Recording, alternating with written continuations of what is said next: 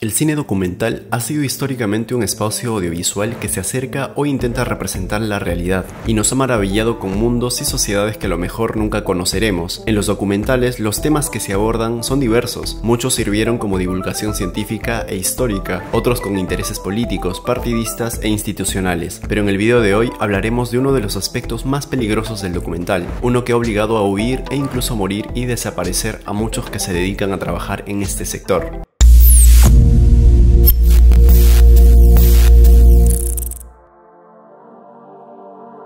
Sin duda alguna, meterse con el sistema de una potencia mundial es por motivos obvios desfavorable. A lo largo de la historia, no solo documentalistas sino periodistas de investigación han sido amenazados, asesinados, encarcelados, desaparecidos e incluso sufrido una muerte conveniente y misteriosa. Este fue el caso de Laura Poitras, documentalista y periodista de investigación en temas de seguridad nacional de los Estados Unidos. Ganó premios por sus informes sobre el programa de vigilancia masiva de la NSA y por el éxito de su última película Citizenfour, donde junto a otros dos periodistas destaparon información confidencial de seguridad nacional gracias a Edward Snowden. The disclosures that Edward Snowden reveals don't only expose a threat to our privacy, but to our democracy itself. When the most important decisions being made affecting all of us are made in secret, we lose our ability to check the powers that control. Thank you to Edward Snowden.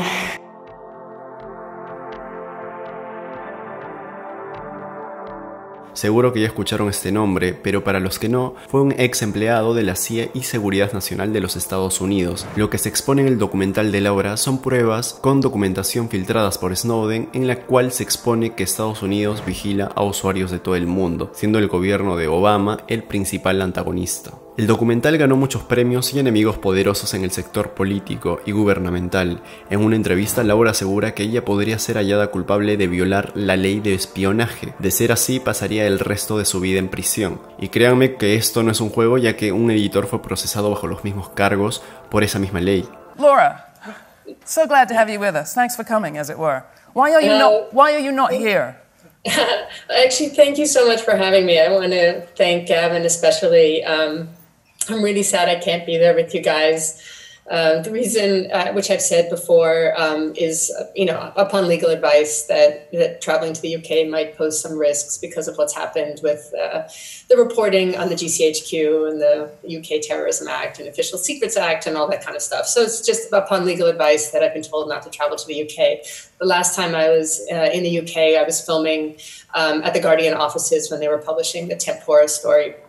And that was before they destroyed their hard drives and source material. And since then, I haven't been back.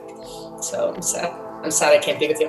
Laura reconoce el efecto escalofriante de esta ley, ya que cuando se encontraba en el caso de Edward Snowden, habló con uno de los mejores abogados de la primera enmienda del país. La primera enmienda es una carta de derecho que defiende la libertad de expresión y otros derechos. ¿Y cuál fue la respuesta del mejor abogado? Pues fue leerle la ley de espionaje en voz alta y destacar que jamás antes se había utilizado en una periodista, pero que siempre hay una primera vez. Laura era la candidata perfecta porque es una realizadora de documentales independiente, sin el respaldo de una organización de noticias, es decir, está completamente expuesta a ser arrestada de por vida. Este último factor es importante porque en los siguientes ejemplos pasa exactamente lo mismo, pero muchos no tuvieron la suerte de Laura, quien hoy en día goza aún de su libertad, aunque está constantemente vigilada.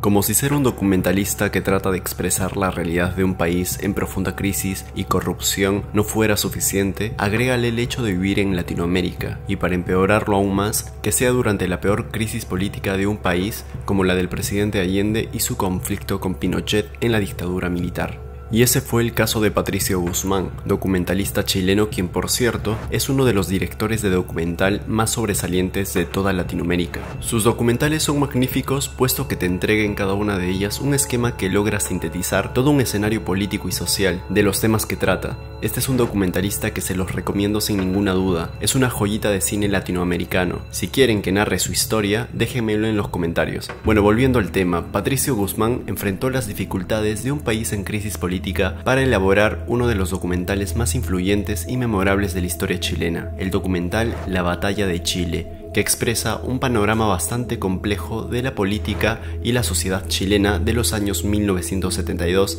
a septiembre de 1973. Es en esta época que la dictadura militar latinoamericana desapareció a muchos periodistas y documentalistas, como el periodista argentino Rodolfo Walsh o el documentalista argentino Raimundo Gleiser, del que ya hablaremos. Patricio, quien no poseía mucho dinero, se asoció con la Escuela de Cine de Chile para rodar los eventos ocurridos en 1972 en el formato de 16 milímetros. Al no poseer tantos recursos, tenían una cantidad limitada de fílmicos o películas. Cuando algo interesante sucedió, y la historia es de locos, lo que ocurrió es que Patricio estaba en su casa cuando escuchó que alguien tocaba a su puerta. ¿Y quién lo buscaba? Nada más y nada menos que el entonces famoso director de cine Chris Marker, que venía a comprar su película. Me interesa mucho, no una copia, sino que quiero comprar un contratipo y hacer muchas copias y darla en Francia. Yo me caí al suelo, te fijas, me desmayé porque no pensé jamás que Chris Marker, a quien yo admiraba, llegase a mi casa a pedirme una película mía. Y era una película muy rudimentaria. No solo compró su documental, sino que le dio una caja repleta de fílmicos para que pudieran grabar. Y así fue como Patricio, junto a 4 jóvenes, empezaron esta aventura audiovisual, hasta que ocurrió lo inevitable. Patricio Guzmán fue detenido por el documental que hacía y su camarógrafo Jorge Miller fue detenido por la policía militar y después llevado al centro de tortura Villa Grimaldi, donde desapareció cuando tenía 27 años. Tenía un camarógrafo estupendo, un operador de cámara. Se llamaba Jorge Miller, que fue desapareció por la dictadura. Es una víctima. Sin embargo, Patricio tuvo bastante suerte. Solo terminó recluido en el Estadio Nacional durante 15 días y luego fue exiliado. Es en este exilio cuando empieza el montaje de este fascinante documental, que de por sí ya es considerado un tesoro histórico sobre las dictaduras en Latinoamérica. Vamos a tocar hoy día 2 temas, uno muy lamentable, que es la muerte del periodista Christian Poveda, este fotoperiodista hispano-francés. A diferencia de los documentalistas Patricio y Laura, el siguiente no corrió con la misma suerte. Quienes lo conocen ya saben de qué va la historia. Les hablo del Christian Poveda, el periodista, fotógrafo y documentalista que se internó por 18 meses en los guetos más peligrosos de El Salvador, el gueto de las Maras 18 y las Maras Salvatrucha. Este documentalista, desde la creación del proyecto, ya sabía muy bien al lugar al que iba, caracterizado como uno de los lugares más peligrosos de Centroamérica. Era la ambición de cualquier documentalista. Christian logra tener acceso al barrio y graba su película La Vida Loca, un film que retrata la vida de los integrantes de la Mara 18 y sus confrontaciones con la Mara Salvatrucha. Este documental tiene un alto valor cultural y sociológico. Conoceremos el día a día de estos miembros, conoceremos sus códigos, sus aspiraciones, su modo de ver el mundo, y esto apenas era el principio, puesto que Christian se encontraba rodando su nueva película, esta vez siguiendo la vida de las integrantes femeninas. Sin embargo, pasó lo evidente e inevitable. Lo asesinaron con varios disparos en la cabeza y lo increíble es que fueron los propios Maras 18 con los que había filmado La Vida Loca. Los implicados más tarde mencionaron que el motivo de su asesinato fue que Christian brindó información a la policía. Matar a Christian fue que ellos pensaban que él estaba colaborando con la policía y que la información que él había obtenido del largometraje pues había sido utilizado para dárselos a la policía como informe pues, de lo que ellos hacían, cómo se movían, la droga que movían y cómo ellos vivían.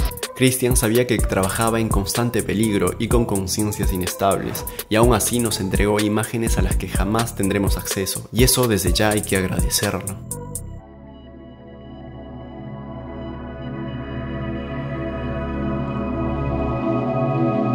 Finalmente está el documentalista argentino y platense Raimundo Gleiser. Muy pocos lo conocen, y los que sí lo conocen saben lo crítico que es cuando enfrenta un proyecto. Hizo documentales como México, la Revolución Congelada, película que fue censurada hasta el 2007. Ahora la puedes encontrar gratis en YouTube. Sus documentales eran profundas críticas sociopolíticas a diferentes contextos en las que siempre resaltaba la pobreza debido a la corrupción política. Este tipo de documentalistas estaban sin dudas en la lista negra de la dictadura latinoamericana, al igual que Patricio Guzmán. Y así pasó. Raimundo, quien se encontraba rodando en Nueva York, se dio cuenta que los rodajes no avanzaban, por lo que decidió volver a Argentina. Finalmente fue secuestrado el 27 de mayo de 1976 en la puerta del Sindicato Cinematográfico Argentino SICA, y hasta el día de hoy no se encuentra el cuerpo. Y eso es todo. Como verán, hacer documentales es un trabajo fascinante, donde conoces diferentes realidades y en las que se hacen profundas investigaciones.